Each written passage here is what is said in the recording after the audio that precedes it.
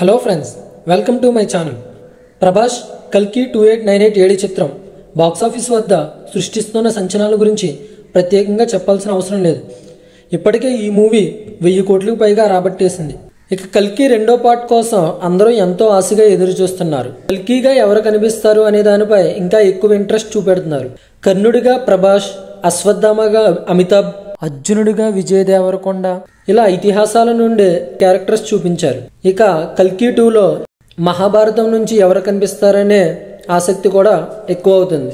ఇక సినిమా పేరు కల్కి కావడంతో ఆ టైటిల్ రోల్లో ఎవరు కనిపిస్తారో అని అంతా ఎదురు చూస్తున్నారు. కల్కి సినిమా రాకముందు కల్కిగా ప్రభాస్ కనిపిస్తాడని అందరూ అనుకునేవారు. కానీ ప్రభాస్ను కర్ణుడిగా చూపించడం జరిగింది. మరి కల్కి ఎవరనేది ఇంకా సందేహంగానే మిగిలిపోయింది. కల్కి సినిమాలో కాంప్లెక్స్ అధినేతగా సుప్రీం ఎస్కిన్ పాత్రలో కమల్ హాసన్ నటించారు.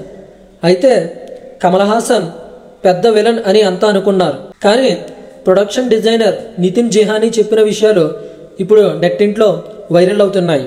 కల్కి సినిమాలో మొత్తం 7 కాంప్లెక్స్లు ఉంటాయని, వీటికి కలి హెడ్గా ఉంటాడని ఆయన చెప్పుకొచ్చారు. ఈ మాటలో ఇప్పుడు నెట్టింట్లో చక్కర్లు కొడుతున్నాయి. మరి ఇదే నిజమైతే సినిమా బాక్సాఫీస్ వద్ద ప్రభంజనం సృష్టిస్తుంది. దీనిపై అధికారిక ప్రకటన రావాలంటే ఇంకొంతకాలం మనం ఎదురు చూడాల్సిందే.